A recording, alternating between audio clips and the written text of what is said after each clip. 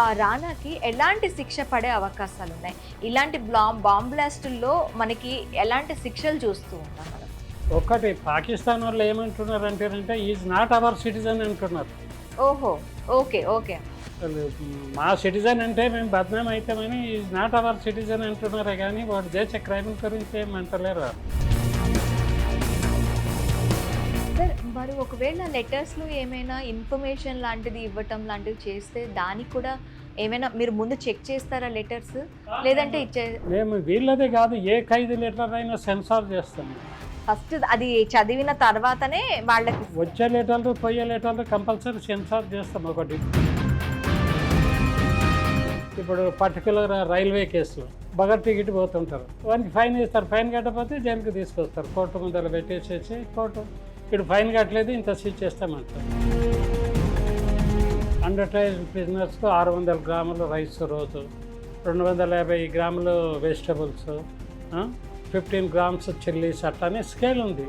Non veg every Sunday evening non veg పెట్టాము. Every Sunday every Sunday 175 grams raw mutton. నమస్తే, welcome to Hit TV. నేను మీ మాధురి. ఈరోజు మనతో పాటు ఉన్నారు లక్ష్మారెడ్డి గారు, ఎక్స్ జైల్ సూపరింటెండెంట్.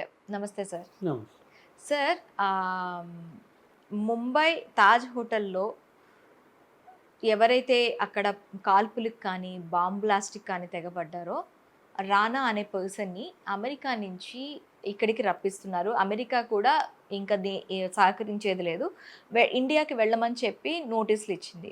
ఆయన్ని కూడా తీసుకొచ్చారు. సో ఈ రానాకి ఎలాంటి శిక్ష పడే అవకాశాలు ఉన్నాయి? ఇలాంటి బాంబ్ బ్లాస్టుల్లో మనకి ఎలాంటి శిక్షలు చూస్తూ ఉంటాం మనం? ఇప్పుడు ఎట్లా ఉంటుంది మేడం అంటే, ఒక అఫెన్స్ అందాడు, పోలీసు వాళ్ళు ఫస్ట్ ఎఫ్ఐఆర్ అని ఇష్యూ చేస్తారు, ఫస్ట్ ఇన్ఫర్మేషన్ రిపోర్ట్. ఇప్పుడు రానా జరిగింది వాళ్ళు ఇప్పుడు వీళ్ళు ఎవరు నేషనల్ సెక్యూరిటీ వాళ్ళు చేసిండ్రు, మన ఎన్ఐఏ వాళ్ళు తీసుకొచ్చిండ్రు కాబట్టి వాళ్ళు ఇప్పుడు కోర్టులో ఎఫ్ఐఆర్ ఫైల్ చేస్తారు. అప్పుడు కూడా అఫెన్స్ జరిగినప్పుడు ఆల్రెడీ ఫైల్ చేసి ఉంటారు. అప్పుడు ఫైల్ చేసినప్పుడే వాళ్ళు ఈయన ఏ crime, A type of crime చేసిండో దానికి మన ఇండియన్ ఐపీసీ ప్రకారము ఏ సెక్షన్లు పెట్టాలని చెప్పి అప్పుడే డిసైడ్ చేసి ఆ ఎఫ్ఐఆర్లో రాస్తారు. ఇప్పుడు మర్డర్ ఉంటే 302, ఇప్పుడు కాన్స్పిరసీ ఉంటే 120, 420, ఇట్లా సెక్షన్స్ అప్పుడే ఎఫ్ఐఆర్లో పెడతారు. అడిషనల్ పెట్టాలంటేనంటే మళ్ళీ తర్వాత ఛార్జ్షీట్లో మళ్ళీ దాంట్లో కలుపుతారు. ఓకే. ఇప్పుడు వీళ్ళు పోలీసు వాళ్ళు ఇప్పుడు వాడికి తీసుకొచ్చిండ్రు కాబట్టి ఇప్పుడు వాళ్ళు పోలీస్ కస్టడీకి తీసుకున్నారు. దాంట్లో వాడు ఏ కాన్స్పిరసీ చేసిండా, ఎట్లా చేసిండు, ఏం చేసిండు, ఇన్ఫర్మేషన్ అంతా తాను ఎలిసిట్ చేసి వాని యాక్ట్ ఏముంది ఆ అఫెన్స్లో దాని ప్రకారం సెక్షన్స్ పెట్టి వీని మీద ఛార్జ్షీట్ పెడతారు కోర్టులో. ఓకే. ఆ ఛార్జ్షీట్లో వీళ్ళు చేసింది మేజర్ క్రైమ్, చాలామంది చచ్చిపోయింది చేసిండ్రు కాబట్టి వచ్చి జనరల్గా పెద్ద సెక్షన్లు పెడతారు, ఉరిశిక్షపడే సెక్షన్లు ఉంటాయి. ఓకే. తప్పకుండా కోర్టులో ట్రయల్ జరిగేటప్పుడు పోలీసు వాళ్ళు దానికి సరిపోయినటువంటి ఎవిడెన్స్ ప్రొడ్యూస్ చేస్తే కోర్టులో తప్పకుండా ఉరిశిక్ష పడుతుంది. ఓకే. ఆ పోలీసు వాళ్ళ మీద ఆధారపడి ఉంటుంది. ఇన్వెస్టిగేటింగ్ ఆఫీసర్ అని ఉంటాడు, ఆ ఆఫీసర్ ఛార్జ్షీట్ పెడతాడు. దాంట్లో ఎవరైతే విట్నెస్ను పేరు రాస్తాడో ఆ విట్నెస్ను కోర్టులో పిలుస్తారు. పిలిచి వీని మీద సాక్ష్యం కరెక్టే, వీడు ఫలానా అఫెన్స్ చేసిండు, వీడు ఇట్లా మాట్లాడుకున్నాడు, రకరకాల ఎవిడెన్స్ ఉంటుంది. అందుట్లో ఇండైరెక్ట్గా మాట్లాడుకున్నాడు వినేటోడు ఒకడు ఉంటాడు. జరిగేటప్పుడు చూసిన ఐ విట్నెస్ అంటారు. అవును, ఐ విట్నెస్ ఉంటారు. రికార్డెడ్గా కొన్ని ఇప్పుడు సీసీ కెమెరాలు ఇప్పుడు లేటెస్ట్ వచ్చినాయి, అవి ఉంటాయి. ఇవన్నీ కూడా ఎవిడెన్స్ కిందకే వస్తాయి అన్నట్లు. ఓకే. అవన్నీ బట్టి జడ్జి కేసు విషయాలన్నీ క్షుణ్ణంగా పరిశీలించిన తర్వాత ఆయనకు హ్యాంగింగే కంపల్సరీ శిక్షకు అనుకుంటేనంటే తప్పకుండా హ్యాంగ్ ఇచ్చేస్తారు. కానీ 99% హ్యాంగ్ పడే ఆస్కారం ఉంటుంది. ఒకవేళ హ్యాంగ్ పడితే ఇప్పుడు డైరెక్ట్గా ఎన్ఐఏ కేసు ఫైల్ చేసింది కదా, ఇది సెషన్ కోర్టు కింద వస్తుందా, లేకపోతే సుప్రీం కోర్టుకి డైరెక్ట్గా అప్పీల్ చేసే అవకాశాలు ఉంటాయండి? లేదమ్మా, అది ఎవరు కేసు చేయని కూడా trial court, only session court maximum. Okay. High court, supreme court, appellate కోర్టులు అవి. ఓకే. ఇప్పుడు సిటీలలో ఏమంటారు సెషన్ జడ్జి అని, మెట్రోపాలిటన్ సెషన్ జడ్జి అంటారు. అవును. ఇప్పుడు అది బొంబాయిలో జరిగింది కాబట్టి ఆ లోకల్లో ఉన్న మెట్రోపాలిటన్ సెషన్ కోర్టుకే పోతుంది కేసు, డైరెక్ట్ హైకోర్టు సుప్రీంకోర్టుకి పోదు. ఓకే. ఇప్పుడు ఏం చేస్తారు, అక్కడ లోకల్లో మొదలు ఫస్ట్ క్లాస్ మెజిస్ట్రేట్ కోర్టుకు పోతుంది ఆ కేసు. కేసు పోయిన తర్వాత దాన్ని ఛార్జ్షీట్ పెట్టిన తర్వాత ఆ మెజిస్ట్రేట్ చూసి వీళ్ళ ఇన్వాల్వ్మెంట్ కరెక్ట్ ఉందంటే అప్పుడు సెషన్ కోర్టుకు ఫార్వర్డ్ చేస్తాడు ఆయన. ఓకే. ట్రయల్ అంతా సెషన్ కోర్టులో జరుగుతుంది, ఎవిడెన్స్ని ప్రొడ్యూస్ చేయడం, అది చేయడం, ఇది చేయడం. సెషన్ కోర్టు జడ్జిమెంట్ ఇచ్చిన తర్వాతనే కానీ హైకోర్టు పోతుంది. ఓకే. లాస్ట్ మన ఇండియాలో last maximum trial court session court. ఇక ఓకే. సెషన్ కోర్టుకి all decisions will be taken by session court. ఆడిపోయినాక సెషన్ జడ్జి ఇచ్చింది తప్ప రాంగా, ఎక్కువ ఇచ్చండా తక్కువ ఇచ్చండా అని జడ్జి చేసేది మాత్రం హైకోర్టు సుప్రీంకోర్టు, శిక్షలు ఇచ్చేది మాత్రం సెషన్ కోర్టు. సో ఒకవేళ ఇక్కడ తను పాకిస్తాన్ వాళ్ళు కూడా దీన్ని మేము వ్యతిరేకిస్తున్నామని చెప్పి ఇది పంపినట్టు తెలుస్తుంది. అయితే ఒకవేళ ఉరి శిక్ష పడింది అనుకోండి, ఆ శిక్ష అమలు పాకిస్తాన్లో జరుగుతుందా, ఇండియాలో జరుగుతుందా? ఇండియా కోర్టులో సీట్ చేసినప్పుడు ఇండియాలోనే జరుగుతుంది మేడం. ఓకే. ఒకటి పాకిస్తాన్ వాళ్ళు ఏమంటున్నారు అంటే ఈజ్ నాట్ అవర్ సిటిజన్ అంటున్నారు. ఓహో. ఓకే. ఓకే. వాళ్ళు మా సిటిజన్ అంటే మేము బద్నాం అవుతామని ఈజ్ నాట్ అవర్ సిటిజన్ అంటున్నారే కానీ వాడు చేసే క్రైమ్ గురించి ఏమంటలేరు వాళ్ళు. ఓకే. వాళ్ళ సిటిజన్ అంటేనంటే వాళ్ళు ఏం చేస్తారు, వాళ్ళ సిటిజన్ అయితేనంటేనంటే మనం కొన్ని కంట్రీస్, అరబ్ కంట్రీస్ అక్కడిక్కడ బార్గెన్ చేస్తాం. ఈవెన్ పాకిస్తాన్ తను కూడా ఇంకా ఒక ప్రిజనర్ చేస్తున్నాం. అది మన ఎంబాసీ టేకప్ చేస్తుంది ఆ కేసులో. ఎంబాసీ. ఓకే. ఈ ఎంబాసీ, ఆ ఎంబాసీ, ఎక్స్టర్నల్ అఫేర్స్ మినిస్టర్స్ వాళ్ళకి అబ్జెక్షన్ లేదు, మీరు ఏమైనా చేసుకోండి, మాకు సంబంధించిన పర్సన్ కాదు అంటున్నారు. మా సిటిజన్ కాదంటున్నారు వాళ్ళు. ఓకే. పాకిస్తాన్ సిటిజన్ కాదంటున్నారు. వీడు పోయి అమెరికాలో దాక్కున్నాడు, మా ప్రిజనర్ మా తాను అఫెండ్ చేసిండు ఇయ్యమంటారంటే అమెరికా వాళ్ళు అన్ని ఎంక్వైరీ చేసిన తర్వాత మనకు అప్పగించారు. మనకు అప్పగిస్తే ఏమన్నారు, మీ తాను అఫెండ్ చేసిండు కాబట్టి మీ రూల్స్ ప్రకారం మీరు సిట్ చేయండి అని మనకు హ్యాండ్ ఓవర్ చేసిండు వారిని. యుఎస్. ఓకే. ఆడ దాక్కున్నాడని అమెరికా సెక్షన్స్ ప్రకారం కాదు, మన రూల్స్ ప్రకారము, మన కోర్ట్స్ ప్రకారం వీరిని సిట్ చేసుకోండి, మీరు మీకు అప్పగిస్తున్నామని ఇచ్చిండ్రు. ఇక తర్వాత అంతా మన లుక్ అవుట్ అయ్యేది. ఓకే. మన ఇప్పుడు కొత్తగా ఐపీసీ వచ్చింది, దాని ప్రకారం ఏ సెక్షన్లో వానికి వర్తిస్తే ఏం చేస్తారు, ఆల్టర్ చేసేసి ఎన్ఐఏ వాళ్ళు కోర్టులో కేసు చేస్తారు. ఓకే. ఇప్పుడు ఈ ప్రిజనర్ని ఎక్కడ పెట్టే అవకాశాలు ఉంటాయంటారు? ఇప్పుడు ఎక్కడ అఫెన్స్ జరిగితే ఆ దగ్గరున్న జైల్లో పెడతారు. ఓకే. శిక్ష పడ్డాక మాత్రము ఎక్కడ గ్యాలోస్ ఉంటే, ఉరి శిక్షకు ఫెసిలిటీస్ ఉన్న జైలు ఉంటే ఆ జైల్లో పెట్టేస్తారు. ఓకే. ఇప్పుడు మేమేం ఉరి శిక్ష పడి వచ్చిందనుకో మన తానికి హైదరాబాద్లో, ఎక్కడ దగ్గర ఏది జైలు ఉంటారంటే అక్కడ మాట్లాడేసేసి వితిన్ 24 hours అక్కడ పంపించేస్తాం. ఎందుకంటే చాలామంది ప్రిజనర్స్ జర భయస్తులు ఉంటారు, వాళ్ళు ఉంటారు, హ్యాంగ్ చేసుకుంటారు, కోసుకుంటారు. ఇటువంటివన్నీ మేము ప్రిజనర్ను జైల్లోకి తోలిచ్చేటప్పుడే జాగ్రత్తగా 20 ఏం లేకుండా చెకప్ చేసి తోలిచ్చేస్తాం. అంటే ఏంటి, వాళ్ళకి వాళ్ళు హ్యాంగ్ చేసుకుంటారు, హ్యాంగ్ పడిందని తెలిసి చచ్చిపోతామని చెప్పేసి చేసుకుంటారు. ఓకే. ట్రై చేస్తారు. ఇప్పుడు రేపు హ్యాంగ్ చేస్తామంటేనంటే అది కోసుకుంటేనంటే హ్యాంగ్ చేయరని చెప్పి వాళ్ళు దెబ్బలు తగిలించుకోనికి ఆస్కారం ఉంటుంది. అలాగా ఒకవేళ దెబ్బలు తగిలితే హ్యాంగ్ చేయరా సార్? చేయరు. వాటికి మంచి పర్ఫెక్ట్గా హెల్తీగా ఉండాలి, without woods, without fever. Already చచ్చిపోతూ ఉంటాడు కదా, ఆల్రెడీ చచ్చిపోతాడు, చచ్చిపోయినా అంటే చచ్చిపోవడానికి చచ్చిపోతాడు అని చంపడానికి తీసుకువెళ్తారు. అలాంటప్పుడు హెల్త్ ఇష్యూస్ అది రూల్స్ ఫ్రేమ్ చేసేటప్పుడే ఎక్స్పర్ట్స్ అట్లా పెట్టినారు. ఓకే. ఎందుకంటే ఇక రేపు ఎల్లుడో చచ్చిపోయేటన్ని తీసుకుపోయి హ్యాంగ్ చేస్తే ఏం లాభం. ఓకే. వాళ్ళు ఆ దృష్టితోనే పెట్టిండ్రు. అది ఆ లూప్ హోల్స్ తీసుకొని కొందరు ప్రిజనర్స్ దాని కింద బెనిఫిట్ అయ్యి కొన్ని రోజులు ఇంకా బతకాలనుకునేటప్పుడు అట్లా చేస్తారు. ఓకే. ఒకవేళ హెల్త్ ఇష్యూస్ అయితే ఓకే, ఇలా హెల్త్ ట్రీట్మెంట్ అయితే వాళ్ళు బాగైపోతారు, వాళ్ళకి హ్యాంగ్ చేస్తారు. మానసిక ఇబ్బందులు ఉన్నాయనుకోండి, కొంతమంది మానసికంగా బాలేరు అని అనేటప్పుడు వాళ్ళకి ఉరి తీస్తారా? మానసికంగా అనేది అనారోగ్యానికి కాదు, అది సైకలాజికల్ ఫీలింగ్. అది సైకలాజికల్ గా వాళ్ళు ఒకవేళ పిచ్చోళ్ళు అయితే వాళ్ళని ఉరి తీస్తారా? పిక్చర్లు ఒకవేళ డాక్టర్ సర్టిఫై చేసి మెంటల్ అంటే బాగా అయిన దగ్గర ఉరిశిక్ష చేయరు అని మన ట్రీట్మెంట్ ఇస్తారు. ఓకే. ఈజ్ మెంటలీ అన్సౌండ్ అంటారంటే వానికి ట్రీట్మెంట్ ఇస్తారు. ఓకే. దానికి కూడా ట్రీట్మెంట్ ఇప్పుడు ఉంటుంది. మెంటలీ అన్సౌండ్ ఉన్న కేసులు చాలా కేసులలో కోర్టు ఎక్స్క్యూజ్ చేసినవి ఉన్నాయి.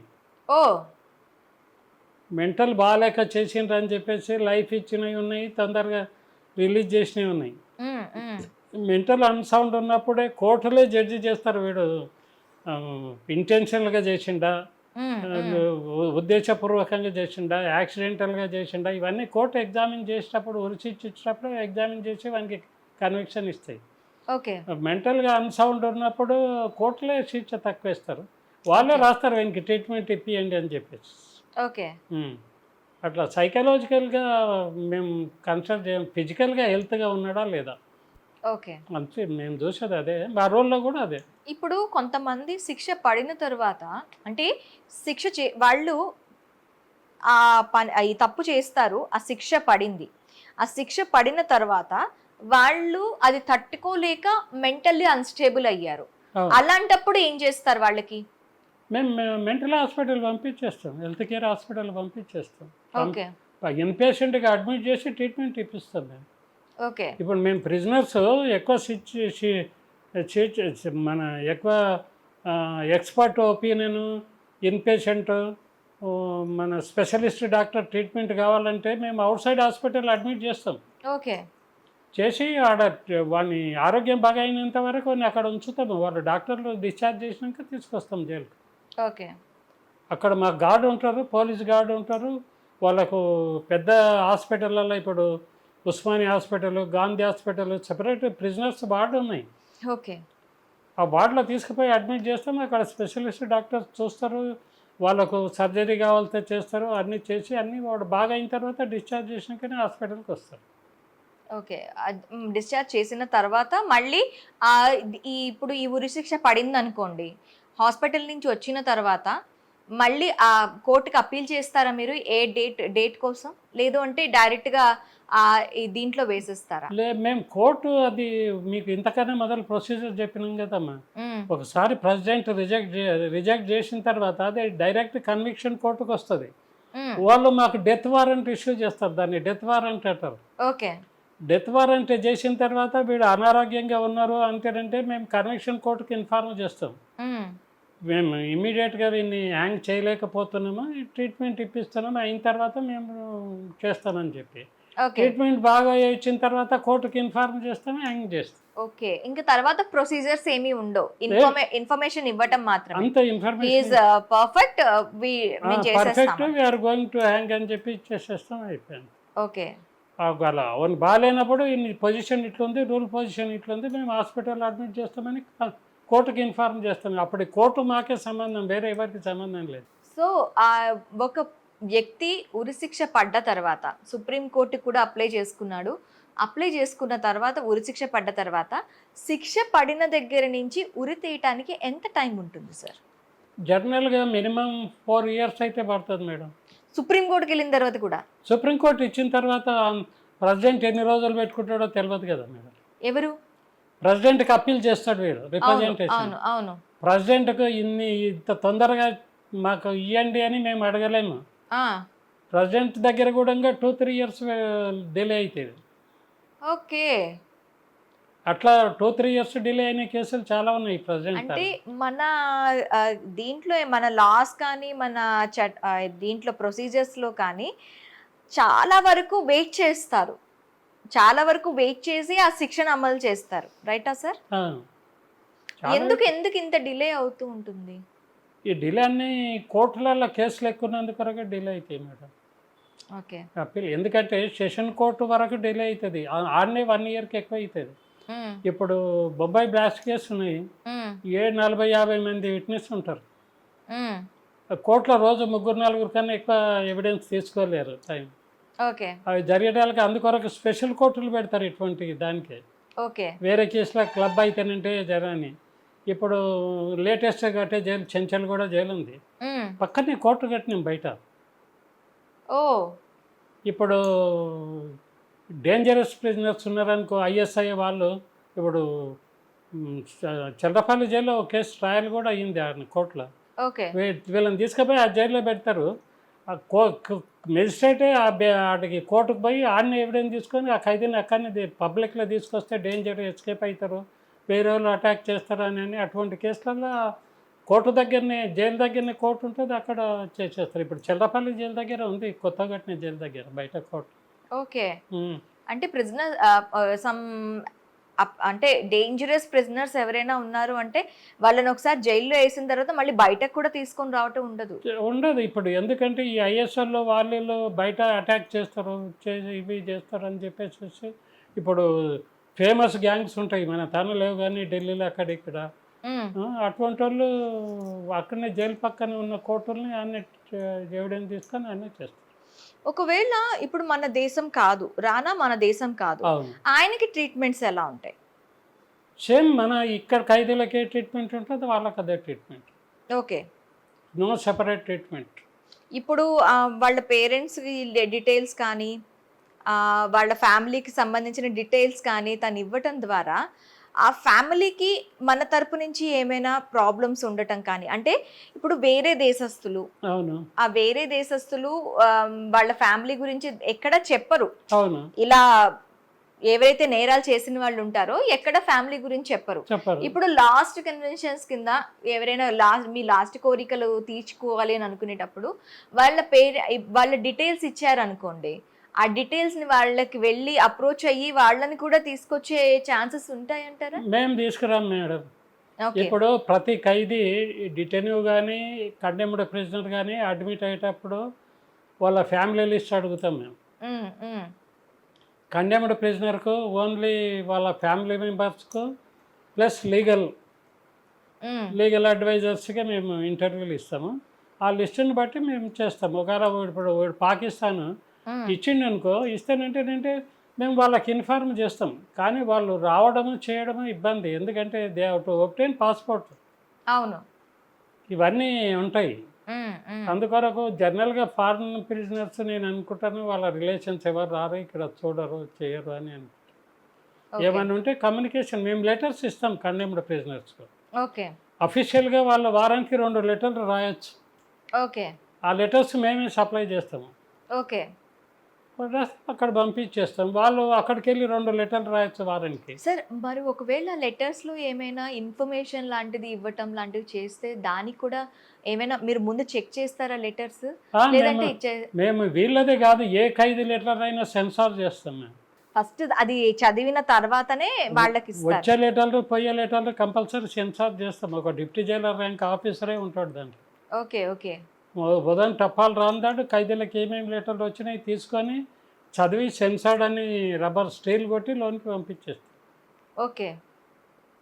అందరు కండెమ్ అయినా సరే, ఎవరు ఈవెన్ డిటెన్యూస్ ఉన్నా సరే, ఈ ఎమ్మెల్యేస్ ఎంపీలు బిల్లు కూడా వస్తారు కదా, వాళ్ళ లెటర్లు వచ్చినా కూడా మేము చదివి సెన్సార్ చేసి వాళ్ళు ఇచ్చేసేస్తాం. ఓకే. వాళ్ళకు కూడా ఓకే. అందులో ఏమైనా ఇన్ఫర్మేషన్ లీక్ అవుతుంది, ఏదైనా మళ్ళీ థ్రెటనింగ్ ఉంది అనుకునేటప్పుడు దాని మీద ఎలాంటి యాక్షన్ తీసుకుంటారు? ఇప్పుడు మేము చెక్ చేయడం కాకుండా స్పెషల్ బ్రాంచ్ వాళ్ళు కూడా పోలీసు వాళ్ళు చెక్ చేస్తారు ఈ ఖైదీల లెటర్లు. ఇప్పుడు నక్సలైట్ జైల్లో ఉన్నప్పుడు చాలా, ఇప్పుడు వరంగల్ ఉన్నప్పుడు ఒక ఎస్ఐనే వచ్చి రోజు ఉదయం ఈ నక్సలైట్కి ఏమేమి లెటర్లు వచ్చినాయి సార్ అని చెక్ చేసుకొని పోతుండే. We are bound to give them. Okay. ఇది కాకుండా పోస్ట్ ఆఫీస్ దగ్గర కూడా వాళ్ళు సెన్సార్ చేస్తారు చెక్ చేసుకొని అడ్రస్లు చూసి. ఇప్పుడు ఐఎస్ఐలో ఎట్లా పట్టుకుంటున్నారు అన్న, ఇప్పుడు ఫోన్లు కానీ అవి కానీ లెటర్లు కానీ వీళ్ళు ప్రతి తాను ఉంటారు, పోస్ట్ ఆఫీస్ దగ్గర ఉంటారు, టెలిఫోన్ ఆఫీస్ దగ్గర ఉంటారు, ఇంటర్నెట్లో కూడా కవర్ చేస్తుంటారు వాళ్ళు. ఇప్పుడు టెలిఫోన్ ట్యాపింగ్ చూస్తున్నాం కదా, అలాగే లెటర్ ట్యాపింగ్ కూడా ఉంటుంది ఖచ్చితంగా. చేస్తారు. ఓకే. అన్నీ చేస్తారు, కంపల్సరీ చేస్తారు. నేను సికింద్రాబాద్ జిల్లా డిటెన్యూ ఇన్ఛార్జ్ ఉంటుంది, అప్పుడు ఎమర్జెన్సీ 219 మెంబర్స్ ఉండే డిటెన్యూస్.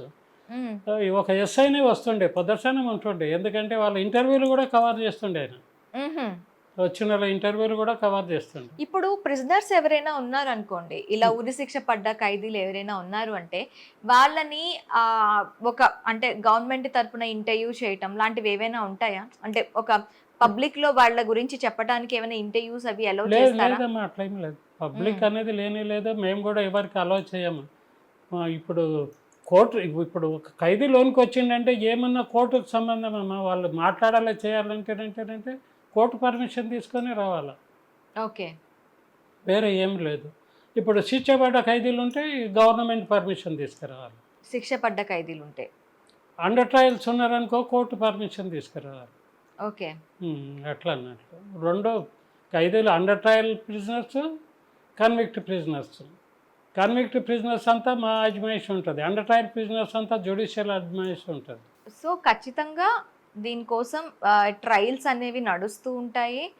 ట్రయల్స్ నడిచిన తర్వాత కేసు ఏ స్టేజ్లో ఉంది, శిక్ష పడిందా లేదా, శిక్ష పడిన తర్వాత మళ్ళీ గవర్నర్ దగ్గరికి వెళ్ళి అక్కడి నుంచి మీరు ఇది కావాలి అంటారు. గవర్నర్ దగ్గర, రాష్ట్రపతి. ప్రెసిడెంట్ రాష్ట్రపతి దగ్గర, కండెమ్డ్ ప్రిజనర్స్ది రాష్ట్రపతి దగ్గర పోతుంది, మ్మ్.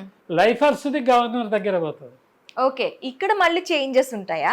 లైఫర్ది గవర్నర్ తనకి పోతుంది. లైఫ్ పడ్డది అనుకోండి మేడం, మ్మ్. లైఫ్ అంటే మొత్తం ఎంటైర్ లైఫ్. అవును. కానీ మా రూల్ ప్రకారం 20 years ఓకే, లైఫ్ అంటే. లైఫ్ అంటే మళ్ళీ ఈ 20 years లో మళ్ళీ హాలిడేస్ కూడా ఉంటాయి నేను కదా సార్? చెప్పాను 20 yearsలో మళ్ళీ ఏముంటుంది, రిమిషన్ ఉంటుంది వాళ్ళకి. ఓకే. పని చేసినందుకు కొరకు గుడ్ కండక్ట్, ఎడ్యుకేషన్ అవి ఇవి. ఈ సెంటెన్స్ 1/3 వరకు మేము ఇవ్వచ్చు. సెంటెన్స్ ఇప్పుడు 20 ఏళ్ళు ఉంటే దాంట్లో 1/3 వరకు మేము రిమిషన్ ఇవ్వచ్చు. ఓకే. తర్వాత గవర్నమెంట్ కూడా ఇంపార్టెంట్ అకేషన్లో రిమిషన్ ఇస్తుంది. ఓకే. అవన్నీ కలుపుకొని 14 years 12 yearsకి అందాడు ఏం చేస్తామంటేనంటే వానికి రిపోర్ట్ పిలుస్తాం మేము. ఓకే. రిపోర్ట్స్ అంటేనంటే ఎస్పీని అడుగుతాము, మ్మ్. వీడు రిలీజ్కి దగ్గర వచ్చింది, వీడు రిలీజ్ అయితేనంటేనంటే మీ ఒపీనియన్ ఏంటి, వాడు ఊర్లోకి వస్తే వాడిని ఆపోజిట్ వాళ్ళు చంపుతారా, వీడు పోతే ఊర్లో ఏమైనా లొల్లి అవుతుందా, అటువంటి ఆస్కారం ఏమైనా ఉందా అని చెప్పి ఎస్పీ రిపోర్ట్ అడుగుతాం. ఓకే. తర్వాత డిస్ట్రిక్ట్ ప్రొవిషన్ ఆఫీసర్ అని ఉంటాడు, ఆయన రిపోర్ట్ అడుగుతాము. వీళ్ళందరూ అయిన తర్వాత కలెక్టర్ రిపోర్ట్ అడుగుతాం. వాళ్ళ ముగ్గురు వీనికి ఫేవర్గా వచ్చిందనుకో ఇవన్నీ పంపించి గవర్నమెంట్కి పంపిస్తాము. గవర్నర్కి పంపిస్తే ఆయన రిలీజ్ చేయమంటే చేసేస్తాం. ఓకే, లేదంటే మళ్ళీ మళ్ళీ కొన్ని రోజులకు మళ్ళీ రివ్యూ పెట్టేసేస్తాం. కోర్టుకి లైఫర్స్ని గవర్నమెంట్ ఆర్డర్ వచ్చేంత వరకు రిలీజ్ చేయము. ఓ, మళ్ళీ అదర్ దెన్ లైఫర్ని మేము రిలీజ్ చేసేస్తాం. ఎంత వరకు శిక్ష పడిందో? 3 ఏళ్ళు అయితే 3 ఏళ్ళు, 5 ఏళ్ళు అయితే 5 ఏళ్ళు. 5 నెలలు, 7 ఏళ్ళు పడుతుంది, 10 ఏళ్ళు కూడా పడుతుంది. ఓకే. వాళ్ళని మేమే రిలీజ్ చేసేస్తాం. రిలీజ్ చేసి వెనక మేము రికార్డ్ చేస్తాం, వానికి ఒరిజినల్ సెంటెన్స్ ఎంత ఉంది, రిమిషన్ మాది జైలు రిమిషన్, జైలు సూపరింటెండెంట్ ఎంత ఇచ్చాడో, గవర్నమెంట్ ఎంత ఇచ్చింది, ఏమైంది అది రాసి మొత్తం మీరు ఇచ్చిన 7 years వరకల్లా ఇంత అయ్యింది అని చెప్పి సర్టిఫై చేసి మళ్ళీ వారంటైనా కోర్టుకు రిటర్న్ పంపించేస్తాం. ఓకే. ఇప్పుడు ఈ వారెంట్స్ అన్ని మేము కోర్టుకు పంపించేస్తాం. ఇప్పుడు కండెమ్డ్ ప్రిజనర్స్ డెత్ వారెంట్ ఉంటుంది, వారిని హ్యాంగ్ చేయండి మళ్ళీ కోర్టుకు పంపించేస్తాం మేము. మా దగ్గర అయిపోయింది, ఈ పని అయిపోయింది, మాకు అప్పగించిన పని అయిపోయింది అని చెప్పి మళ్ళీ కోర్టుకి ఇచ్చేస్తాం, కోర్టుకు పంపించేస్తాం. అది కోర్టులో ఎట్లుంటుంది మేడం అంటేనంటే కొందరికి ఫైన్ పడుతుంది. ఇప్పుడు లైఫర్స్ కూడా ఫైన్ పడుతుంది, వాళ్ళు ఫైన్ కట్టరు, ఫైన్ బదులు సెంటెన్స్ అండర్గానే అవుతారు. మేము కోర్టుకు రిటర్న్ పంపిస్తే కోర్టు వాళ్ళు ఏం చేస్తారు, ఒకసారి ఫైన్ పడితే అది గవర్నమెంట్ రెవెన్యూ, అది ఆ అమౌంట్ వాళ్ళు ఏం చేస్తారు కోర్టు వాళ్ళు, తర్వాత ఈ ఫైన్లన్నీ కట్టి మా కోర్టులో ఇంత సీజ్ చేస్తే ఇంతమందికి ఫైన్ పడలేదు అని చెప్పి వాళ్ళు గవర్నమెంట్కి రాస్తారు. గవర్నమెంట్ వాళ్ళు బడ్జెట్లో పెట్టుకొని దాన్ని మాఫ్ చేసినట్లు వాళ్ళు ప్రొసీడింగ్స్ ఇష్యూ చేస్తారు. ఇది కూడా బడ్జెట్ లోకి వెళ్తూ ఉంటాయి. ఒకవేళ డబ్బులు కట్టకపోతే వాళ్ళందరివి రైట్ ఆఫ్ చేయాలి కదా, గవర్నమెంట్ రెవెన్యూ వచ్చినాక రైట్ ఆఫ్ చేయాలి కదా, అట్లా చేస్తారు. అది పెద్ద లెంతీ ప్రొసీజర్ ఉంది రెవెన్యూ యాక్ట్ ప్రకారం ట్రై చేసి. ఓకే. అట్లా మేము ఖైదీల వారెంట్స్ అన్ని కూడా ఎప్పుడు వాళ్ళ సీచ్ అయిపోందాడో, రిమాండ్ పీరియడ్ అయిపోందాడో, ఏ కోర్టుకు ఆ కోర్టుకు పంపించేస్తాం. ఇప్పుడు కొన్ని ఇవి ఉంటాయి కదా సార్, లైఫ్ అంటే ఇన్ని లక్షలు కట్టాలి, ఇన్ని సంవత్సరాలు, ఒక 20 years ప్రిజన్లో ఉండాలి అనేది చెప్తారు. కొంతమందికి 1 lakh rupees ఫైన్ ప్లస్ 3 ఏళ్ళు జైలు శిక్ష అంటారు. 3 ఏళ్ళు జైలు శిక్ష అయిపోతుంది, ఈ 1 lakh ప్రిజన్ కి వాళ్ళు కట్టరు, కోర్టుకి కట్టరు వాళ్ళు. అలాంటి సిచ్యువేషన్స్ లో ఏం చేస్తారు? కోర్టు అందుట్లో రాస్తారమ్మా, ఇన్ డిఫాల్ట్ అని రాస్తారు.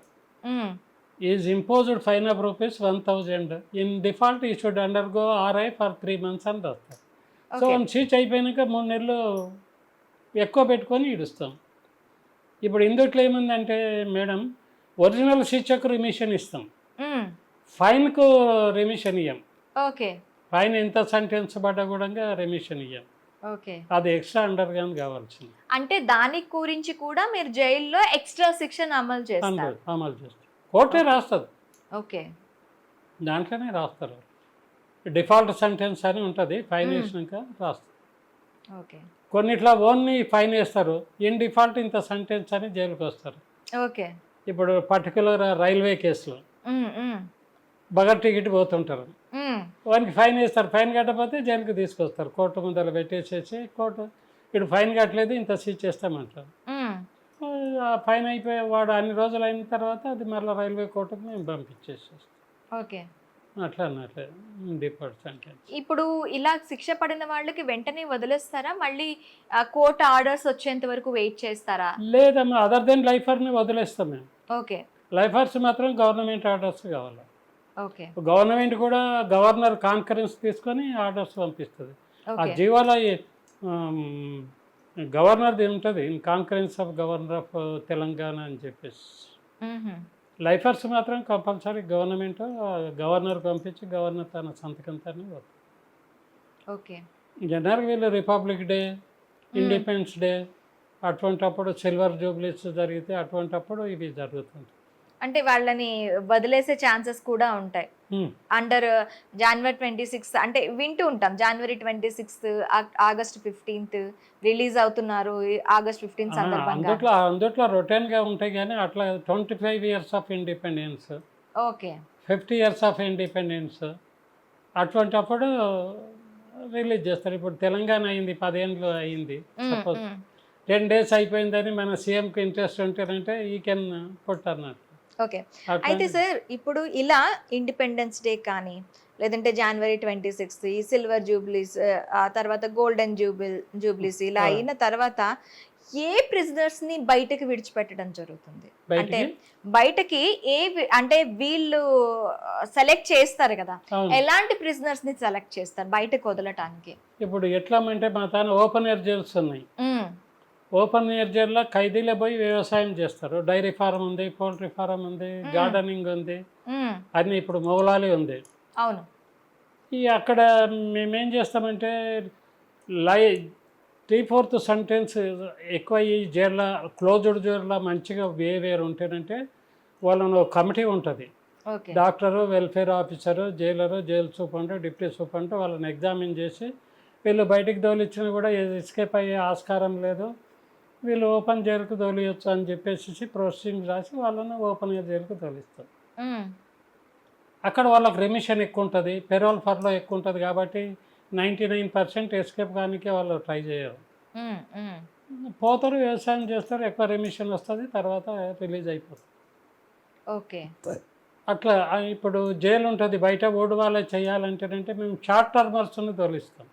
షార్ట్ టర్మర్స్ అంటే బిలో 2 years సెంటెన్స్ పడ్డోళ్ళని, జైలు క్లీనింగ్ ఉంటుంది, చుట్టుముక్కల అది ఉంటుంది, వాళ్ళను షార్ట్ టర్మర్స్ని other than rape case, dacoity కొన్ని కేసులు ఉన్నాయి, రాబరీ కేసు వాళ్ళని తప్పించి చిన్న చిన్న కొట్లాటోళ్ళు, చిన్న చిన్న థెఫ్ట్ చేసేటోళ్ళని బయట పంపించి బయట లేన్ చూడడము, చేయడము, మన పరేడ్ గ్రౌండ్ ఓడవడము, క్లీన్ చేయడము, అటువంటి గ్యాంగ్లని రాసి ఒక జవాన్కి 5 మంది ఖైదీలు ఇచ్చి పంపించి ఇవాళ తన బయట పని, అటువంటి వాళ్ళని బయటకు తెలుసు.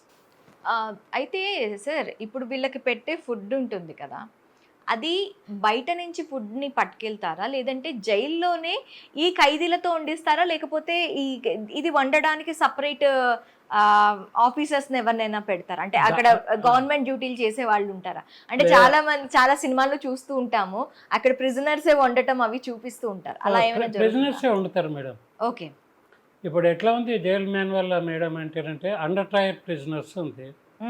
అండర్ ట్రయల్ ప్రిజనర్స్ ఏముంది అంటేనంటే వాళ్ళు if they wish they are able to get, they can get own clothes, own food అని ఉంది.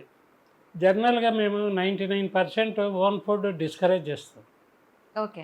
ఎందుకంటే చెక్ చేయాలా, రోజు ఒకటి తెస్తాడు, దాంట్లో ఏం చేస్తున్నారు తెలియదు, ఏం చేయదు, 99% వీళ్ళు రిజెక్ట్ ఇట్. ఇవి వస్తే డాక్టర్ చెక్ చేయాలి, అది చేయాలి, ఇది చేయాలి కాబట్టి లోన ఏముంటుంది మాకు కిచెన్లో మాకు ప్రిస్క్రైబ్డ్ స్కేల్ ఉంది. ఓకే. అండర్టైజ్డ్ ప్రిజనర్స్కు 600 గ్రాములు రైస్ రోజు, 250 గ్రాములు వెజిటబుల్స్, 15 గ్రామ్స్ చిల్లీస్, అట్లానే స్కేల్ ఉంది. ఆ స్కేల్ ప్రకారం మేము మా తన ఒక డిప్యూటీ జైలర్ కన్సర్న్ ఇన్ఛార్జ్ ఉంటాడు స్టోర్కు, వాళ్ళకు రోజు కిచెన్ స్లిప్ అని రాసి ఎంత ఇష్యూ చేసినాం రాసి వాళ్ళకి స్లిప్ ఇస్తాము. అక్కడ ఖైదీలు తీసుకుపోయి ఖైదీలే వండుతారు. ఓకే. ఖైదీలు అక్కడ రాను రాను ఒకరి తర్వాత ఒకరు ఎక్స్పీరియన్స్ అయిపోతారు అక్కడ వంట చేయనికి. ఓకే. అప్పుడు ఎన్ని రోజులేమో ప్రాబ్లం ఉండే కట్టెల పొయ్యి అవి ఇవి. ఇప్పుడు గ్యాస్ వచ్చేసినాయి అన్ని జైళ్ళల్లో. ఓకే. గ్యాస్తోనే వంట చేసేస్తారు. ఇప్పుడు మా తాన రోజు మార్నింగ్ ఏమో దాల్ రసం ఇస్తాము, నైట్లో కూరగాయలు రసం ఇస్తాం, కర్డ్ ఇస్తాం మార్నింగ్. ఓకే. ఈవినింగ్ ఏమో కర్డ్ లేకుంటుంది. అది స్కేల్ ప్రకారం ఇప్పుడు ఒకప్పుడు జోకి ఇచ్చేది, ఇప్పుడు తిన్నంత పెడతాము. కొందరు ఎక్కువ తింటారు, కొందరు తక్కువ తింటారు, తిన్నంత పెట్టేసేస్తాం.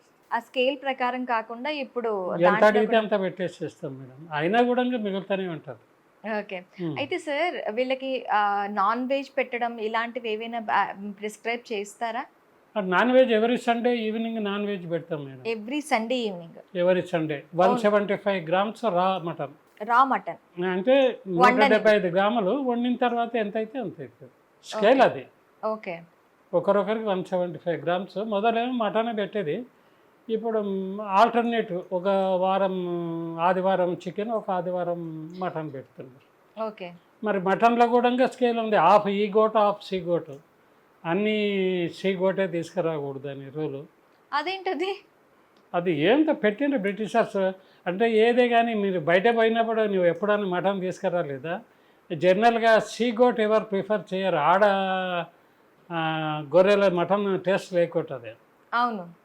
అందుకొరకు గొర్రెపోతుల మటన్ తీసుకొస్తారు. అక్కడ స్కేల్ ఏంటంటే అంత కష్టమవుతుందని హాఫ్ ఈ గోట్ హాఫ్ సీ గోట్ అని పెట్టిండు. ఓకే.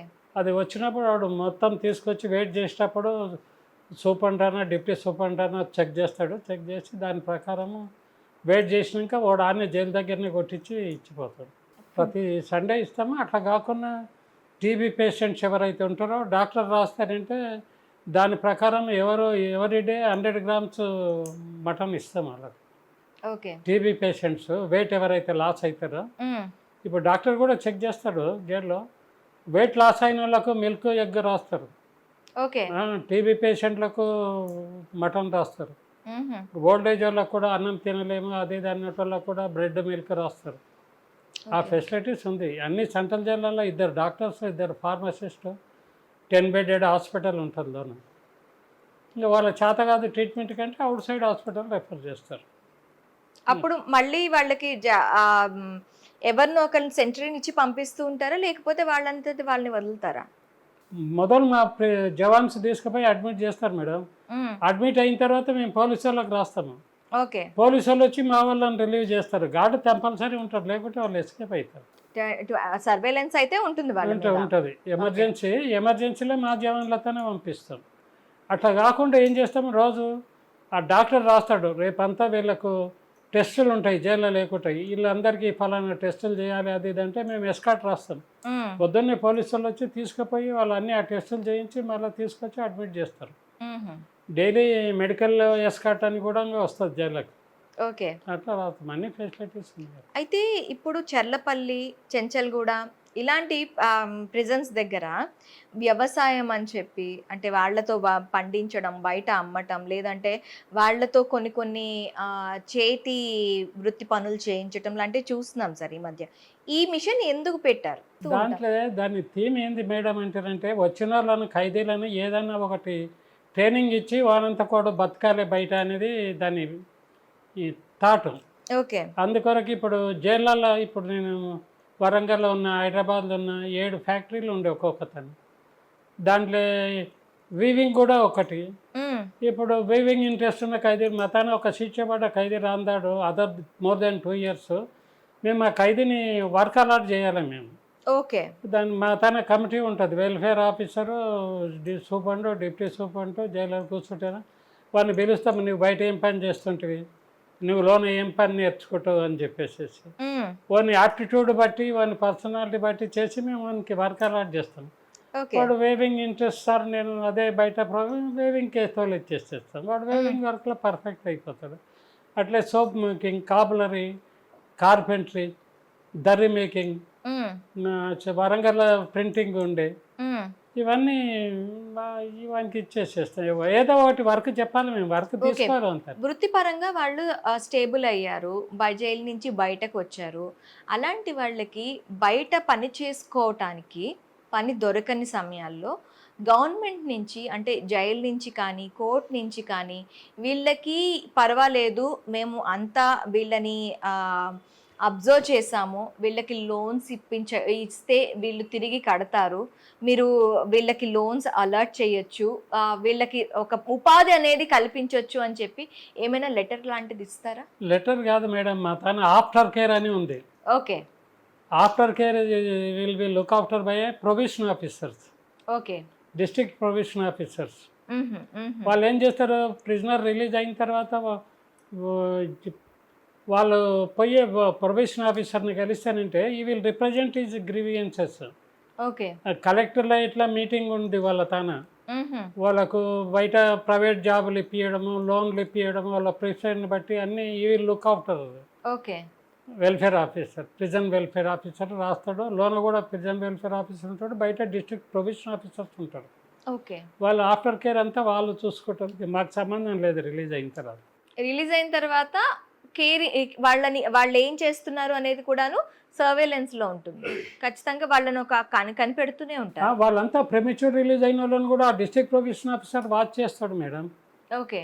వాచ్ చేసి వాళ్ళ మీద రిపోర్ట్ బాగున్నారు చేసిండ్రు ఇట్లా అని చెప్పేసి, ఒకవేళ క్రిమినల్ కేసులో ఇన్వాల్వ్ అయ్యి చేసేటట్లుంటే ఆ రిపోర్ట్ చేస్తేనంటే మళ్ళీ ఏదైతే ముందు ఎన్ని రోజులు అయితే ప్రెమిచ్యూర్ రిలీజ్ చేసినామో మళ్ళీ అన్ని రోజులు వచ్చి జైలు అండర్గానే అవుతుంది. అటువంటి కేసులు రేర్ ఇన్ రేర్. బయటకు పోయిన వాళ్ళు ఎవరు మళ్ళీ లోపలికి రావాలి అనుకోరు. ఇప్పుడు ఏమైతుంది మేడం అంటే పెట్రోల్ బంకులు పెట్టిన తర్వాత ఇట్లా మంచిగా ఉండి బయటకు రిలీజ్ అయిన వాళ్ళని పెట్రోల్ బంకులలో జాబులు ఇస్తున్నారు. పెట్రోల్ ఇంకా ఎక్కడెక్కడ వాళ్ళని మనం చూడొచ్చు అంటారు, ఇంకా ఎక్కడెక్కడ వాళ్ళని పెడుతూ ఉంటారు?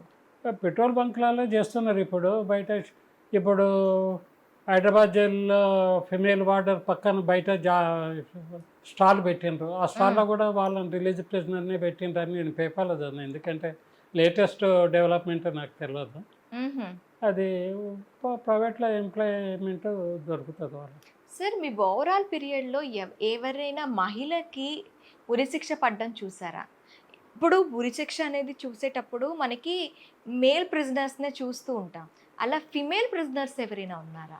సికింద్రాబాద్లో ఒకరిని చేసిండంట అప్పుడు, నాకైతేనంటే చెప్తారు. ఏ కేసులో? ఈ మర్డర్ కేసులనే చేసిండని విన్నా నేను. ఓకే.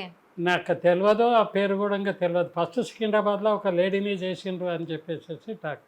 ఓకే. ఇప్పుడు క్రైమ్లో ఈ లేడీ జెంట్స్ అనేది ఏం లేకుంటుందమ్మా 90%. అంటే సాఫ్ట్ కార్నర్ ఎక్కువగా ఆడవాళ్ళ సాఫ్ట్ కార్నర్ ఉంటుంది. ఇప్పుడు రాంపార్ యాదవ్ దాంట్లో కూడా అంతే, ఆమెకు లైఫ్ ఇచ్చిండ్రు, వీనికేం వర్సిట్ చేసిండ్రు. ఓకే. జనరల్గా ఇంతవరకు అయితే లేడీస్తే నేను కూడా ఏం లేదు, కానీ హైదరాబాద్ జిల్లా అది సికింద్రాబాద్ జిల్లా ఫస్ట్ చేసిండ్రు. She belongs to Bhuvanagiri district అని చెప్పి విన్నా నేను, కానీ ఎప్పుడు చూడలేదు, పేపర్లలో కూడా ఎక్కడ చదవలేదు నేను. అయితే ఇప్పుడు ఈ నిజంగా ఇప్పుడు నేను కన్సర్న్ అంటున్నాను కదా, ఆడవాళ్ళ మీద కొంచెం కన్సర్న్ ఉంటుంది.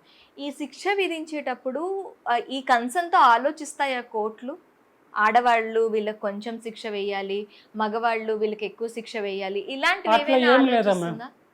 క్రైమ్ ముందల ఆడ మగ అని ఏం లేదు. Crime is crime. ఓకే. అట్లా మగ ఆడ అని చూస్తే డిస్పారిటీ వస్తుంది. వీళ్ళకి కూడా ఉంటాయా పని వృత్తిపరంగా వాళ్ళు డెవలప్? వృత్తిపరంగా లేడీస్ జైళ్ళల్లో చాలా తక్కువ అమ్మా, ఎందుకంటే ప్రిజనర్స్ తక్కువ, ఎక్కువ ఫ్యాక్టరీలు పెట్టినా కూడా నడవాయి.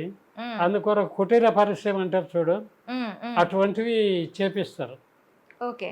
బట్టలు కుట్టడం నేర్పిస్తారు కొన్ని. అటువంటివి మొదలు లేకుండా లేటెస్ట్గా మొదలు పెట్టిండ్రు. వాళ్ళ తన కొవ్వొత్తులు చేయించడం, ఇటువంటి చిన్న అగ్గిపేటలు చేయించడం, ఇటువంటివి చేయిస్తున్నారు. మొదలు కొన్ని రోజులు చేయించిన తర్వాత ఆ కర్పూరం ఏదైతుందో అది జైల్లోకి తీసుకుపోకూడదు అని చెప్పి బ్యాన్ చేసేసారు. ఎందుకని? అది ఫ్లేమబుల్, కాల్చుకుంటారు, అచ్చా. ఓకే. చేస్తారు, అది ఇదని.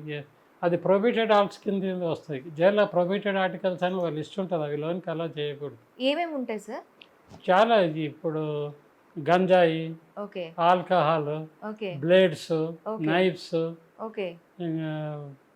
ఇంకా చాలా చాలా ఐటమ్స్ ఉన్నాయి. ఫ్లేమబుల్ ఆర్టికల్స్ ఏవైనా సరే. ఆర్టికల్స్ మొదలు సెన్సార్ చేస్తుంటుంది. నీకు చెప్తే కదా, ఎమర్జెన్సీ తర్వాత చేయకుండా అయిపోయినాం. No secrets. Okay, okay. మొదలు పేపర్లో చేసి గవర్నమెంట్కి అగెనిస్ట్గా ఉన్నాయి, జైళ్ళకి సంబంధించినవి, పోలీస్కి అగెనిస్ట్ ఉన్నాయి, బ్లాక్ చేస్తుంటుంది. ఇప్పుడు ఏం చేస్తలే, మొత్తం ఓపెన్. మా తాన కృష్ణారావు అని ఒక డీజీ గారు వచ్చింది. ఆయన వచ్చినప్పుడు వాళ్ళకి ఎట్లా పేపర్ న్యూసే పెట్టినప్పుడు ఇక పేపర్ మీరు సెన్సార్ చేసి ఏం చేస్తారా అన్నాడు. ఇప్పుడు ఆల్ ఇండియా రేడియో న్యూస్ పెడుతున్నాము, ఇప్పుడు టీవీలు పెడుతున్నాము, డీడీ న్యూస్ పెడుతున్నాము. ఆటోమేటిక్గా అందరిలో తెలిసిపోతుంది, మనం సెన్సార్ చేసేదేముంది అంతట్లా. సో సెన్సార్ కొన్ని బుక్స్ కూడా అప్పుడు నక్సలైట్కి సంబంధించిన బుక్స్ మేము వితౌల్డ్ చేసేది, లోన్కి ఇవ్వకుండా. ఓకే, ఇప్పుడు అది కూడా సెన్సార్ పోయిందా?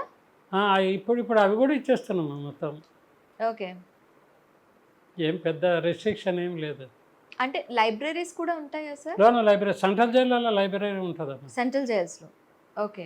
అన్నిట్లా డిస్ట్రిక్ట్ జైళ్ళల్లో కూడా మనీ లెండింగ్ లైబ్రరీ అని చెప్పి ఆ డిస్ట్రిక్ట్ హెడ్ క్వార్టర్లో ఏదైతే లైబ్రరీ ఉంటుందో వాళ్ళు మేము రిక్వెస్ట్ చేస్తారంటే వారానికి ఒకసారి బుక్కులు తెచ్చి తీసుకుపోతారు వాళ్ళు. దాన్ని మనీ లెండింగ్ లైబ్రరీ అని వాళ్ళు పెట్టిండ్రు, బుక్ లెండింగ్ లైబ్రరీ అని. ఓకే. నేను నల్గొండలో కరీంనగర్ ఉన్నప్పుడు తెప్పించేది. వాళ్ళు వారానికి ఒక 20-30 బుక్కులు ఇచ్చేసేసి మళ్ళీ వారానికి బుక్కులు తీసుకుపోయేది. వాళ్ళు రానికి వీలు లేకుంటే మేమే జవాంతరం పంపిస్తే మళ్ళీ కొత్త బుక్కులు పంపించేస్తాం. అయితే సార్ ఇప్పుడు వాళ్ళు అక్కడ చేస్తారు కదా పనులు, చేతి వృత్తి పనులు చేయటం, లేదంటే వ్యవసాయం చేయటం, ఇలాంటివన్నీ చేస్తారు కదా. చేసిన తర్వాత వాళ్ళకి అంటే అన్ని రోజులు ఉన్నందుకు సమ్ అమౌంట్ జైలు నుంచి ఇస్తారు అంటారు, నిజమేనా? వేజెస్ ఇస్తాం మేడం. ఓకే. పని చేసే వాళ్ళకి అందరికీ వేజెస్ ఇస్తాం. ఇప్పుడు ఊడ్చడం, స్వీపర్స్, స్వీపింగ్ చేసే వాళ్ళకి కూడా ఇస్తాం. ఓకే. దాంట్లో ఏంటంటే 3 రకాలు: స్కిల్డ్, సెమీ స్కిల్డ్, అన్స్కిల్డ్ అని. ఓకే. ఇప్పుడు నేను ఉన్నప్పుడు ఏంటంటే అన్స్కిల్డ్కు రోజుకు 15 ఇచ్చేది, సెమీ స్కిల్డ్కు 25-20 ఇచ్చేది, స్కిల్డ్కు 35 ఇచ్చేది. అప్పుడు స్టార్టింగే అప్పుడు వేజెస్ స్టార్ట్ అయినాయి. ఇప్పుడు ఎక్కువ చేసిండ్రట. ఓపెన్ ఎయిర్ జైల్లో పనిచేసే వాళ్ళకి రోజుకు 60 రూపాయలు ఇస్తారు. ఓహో. వాళ్ళు డైరీ ఫార్మ్, పౌల్ట్రీ ఫార్మ్, వ్యవసాయం, గార్డెనింగ్, వాళ్ళకి రోజుకు 60 రూపాయలు ఇస్తారు. ఇవి వాళ్ళు అట్లా వేజెస్ వచ్చినాయి. 50% జైల్లో ఎక్స్పెండిచర్ చేసుకోవచ్చు, 50% రిలీజ్ అయ్యేటప్పుడు తీసుకుపోవచ్చు. ఓకే. అంటే అక్కడ కూడా దాచుకునే ఫెసిలిటీ ఉంటుంది లోనే. వాళ్ళది బిజినెస్ ప్రైవేట్ క్యాష్ ప్రాపర్టీ అని ఒక క్యాష్ బుక్ ఓపెన్ చేస్తుంది వాళ్ళది. ఓకే. అయితే సార్ ఇక్కడ మీరు 50% అక్కడ ఎక్స్పెండిచర్ యూజ్ చేసుకోవచ్చు, 50% బయటికి పట్టుకెళ్ళచ్చు అన్నారు కదా. ఈ 50% మొత్తం గవర్నమెంటే వాళ్ళకి ఇస్తుంది కదా, food, bed, soaps, toothpaste అన్నీ ఇస్తారు కదా. లోన క్యాంటీన్స్ ఉంటాయి మేడం. లోన క్యాంటీన్ ఉంటాయి, బిస్కెట్లు, పికిల్స్, ఓకే, మన కుర్కురేలు అటువంటివి అన్నీ ఇస్తాము. కొందరు పెన్నులు ఉంటాయి, బుక్కులు ఇంట్రెస్ట్ ఉంటుంది రాసుకుంటామని చెప్పేసి. Okay, okay. అప్పుడు బీడీలు ఉన్నప్పుడు బీడీలు అలో చేసేటప్పుడు ఇవన్నీ లోనే ఉంటాయి. వాళ్ళు కూపన్ సిస్టమ్ ఉంటుంది. వాళ్ళు నెలకి ఎన్ని రూపాయల కూపన్స్ కావాలంటే అన్నీ ఇస్తాం మేము. ఆ కూపన్స్ క్యాంటీన్లో సరెండర్ చేస్తానంటే వాళ్ళు అది ఇస్తారు. వాళ్ళ క్యాంటీన్లో లేవనుకో, ఒకడు బయటికి వెళ్ళి రాస్తే బయటికి వెళ్ళి తెప్పించిస్తాం. ఓకే. అది అవి కూడా ఇంకేంటంటే స్క్రూటనీ చేసి ఇస్తాం అన్నట్టు. ప్రొహిబిటెడ్ ఆర్టికల్స్ లేకుండా వేయమంటే ఇస్తాం. ఇప్పుడు లోన్ ఇచ్చే సబ్బులు వానికి ఇంట్రెస్ట్ లేకుంటుంది. వాడు ఫలానా బ్రాండే వాడితే నాకు అదే వాషింగ్ సోప్, మన టాయిలెట్ సోప్ కావాలంటే తెప్పించిస్తాము. ఓకే. 150 వెళ్ళి తెప్పించిస్తాము. అట్లా వాళ్ళు దే ఆర్ ఎలిజిబుల్. కొందరు బుక్కులు తెప్పించుకుంటారు, కొందరు సెపరేట్గా న్యూస్ పేపర్లు తెప్పించుకుంటారు. వాళ్ళంతకు వాళ్ళకి ఇప్పుడు మేము ఏం చేస్తాం, బ్యారక్ 1-2 న్యూస్ పేపర్లు ఇస్తాం. కొందరు ఎడ్యుకేటెడ్ ఉంటారు, బిగ్ క్లాస్ బిజినెస్ ఉంటారు. వాళ్ళు ఎప్పుడో చదివి అంతా అని అడిగిందే కొన్ని మేము పెట్టుకుంటామంటే 1 మంత్లకి ఇచ్చేసి వానికి సెపరేట్ పేపర్ తెప్పించి ఇస్తాం. అంటే ఈ ఎడ్యుకేషన్ని జైల్లో ఇంట్రడ్యూస్ చేయాలని ఎప్పటి నుంచి అనుకున్నారు? ఈ మిషన్ యొక్క ఆంతర్యం ఏంటి? ఇప్పుడు ఈ అంబేద్కర్ ఓపెన్ సిటీ రాకతోలిగానే స్కూళ్ళు ఉన్నాయమ్మ జైల్లో. అయితేనంటే ఇప్పుడు ఈ కరస్పాండెన్స్ కోర్సు లేకనే మొదలు BOL MOL హిందీ విశారద భూషణ అని చెప్పేసి లోన స్కూల్ పెట్టి ఒక టీచర్ని పెట్టి నేర్పించేది అది. అర్థమైందా మేడం? వాళ్ళు BOL MOL ఇవన్నీ తర్వాత నేను సర్వీస్లో ఎంటర్ అయిన తర్వాతనే అంబేద్కర్ యూనివర్సిటీలో వాళ్ళు ఇంట్రెస్ట్ ప్లస్ మా IG ఇంట్రెస్ట్ తన ప్రతి సెంట్రల్ జైల్లో అంబేద్కర్ యూనివర్సిటీ సెంటర్లు ఓపెన్ చేయించారు. ఓకే. చేయించేసేసి వాళ్ళు లెక్చరర్స్ని వాళ్ళే డిప్యూట్ చేస్తారు అంబేద్కర్ ఓపెన్ యూనివర్సిటీలో.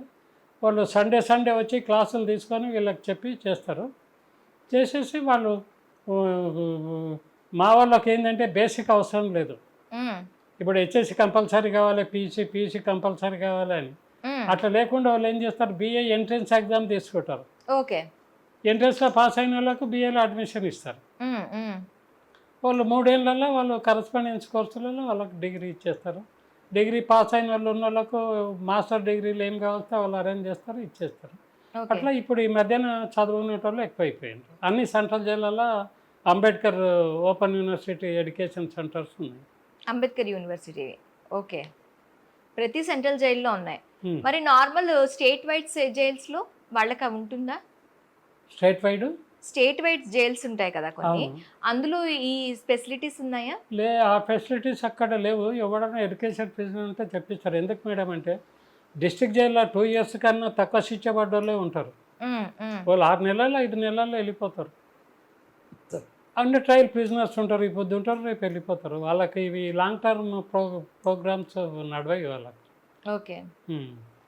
వాళ్ళకు ఇప్పుడు సబ్జెక్టులు ఉన్నాయనుకోండి, వాళ్ళకి 1 month శిక్ష పడ్డోళ్ళే ఉంటారు, 100 trials ఉంటారు. ఓకే. డిస్ట్రిక్ట్ జైలు ఉన్నాయనుకోండి, 2 years శిక్ష పడ్డోళ్ళు ఉంటారు, 100 trials ఉంటారు. ఇక వాళ్ళకి ఇవి లాంగ్ టర్మ్ ఈ వొకేషనల్ ట్రైనింగ్ కొరకు ఇవి కూడా కార్పెంటర్ ఇవి నేర్పిస్తామంటే కూడా వాళ్ళు వస్తారు పోతారు, నేర్చుకోలేరు వాళ్ళ టైంలో. ఓకే. అందుకొరకు అట్లా లేవు. పాతకాలంలో డిస్ట్రిక్ట్ జైలుకి అందుకొరకు జనరల్గా గార్డెన్ పెట్టి గార్డెనింగ్ చేయించేది, కూరగాయలు పండించేది, చేసేది. ఇప్పుడు జైలు పెద్దగా అయినాక ఇక గార్డెన్లు కూడా చిన్నగా అయిపోయినాయి, జవాన్ల క్వార్టర్లు కట్టి అవి కట్టి ఇవి కట్టి తక్కువ అయిపోయినాయి. అందుకని ఆ ఫెసిలిటీ కూడా తగ్గిందంట. Okay sir, thank you. Hit TV app, ఇందులో short news, live news, entertainment shows, movies, digital magazines తో పాటు మీ జిల్లా వార్తలను కూడా ఫ్రీగా చూడొచ్చు. ఇంకెందుకు ఆలస్యం, వెంటనే హిట్ టీవీ యాప్ ని డౌన్లోడ్ చేసుకుని ఫ్రీగా ఎంటర్టైన్మెంట్ పొందండి. Hit TV app. Hit TV app. Please download hit TV app. Hit TV app ని ఫ్రీగా డౌన్లోడ్ చేసుకుని ఎంజాయ్ చేయండి. మీకు నచ్చిన ఎంటర్టైన్మెంట్ కోసం హిట్ టీవీ యాప్ ని ఫ్రీగా డౌన్లోడ్ చేసుకుని ఎంజాయ్ చేయండి. హిట్ టీవీ యాప్ ని డౌన్లోడ్ చేసుకుని ఆస్వాదించండి, ఆశీర్వదించండి. ఇంతమంది సెలబ్రిటీలు హిట్ టీవీ యాప్ ని డౌన్లోడ్ చేసుకోండి అని చెప్తున్నారంటే ఎంత మంచి యాప్ ఆలోచించండి. అమెరికా అమెరికా అమెరికా అమెరికాలో చదవాలనుకునే వాళ్ళకి విశ్వసనీయమైన పేరు మన శౌర్య కన్సల్టెన్సీ. UK లో 1 year masters, UK లో 1 year masters, 2 years work permit up to 5 years visa. Contact Saurya Consultancy. Contact 89851 89851.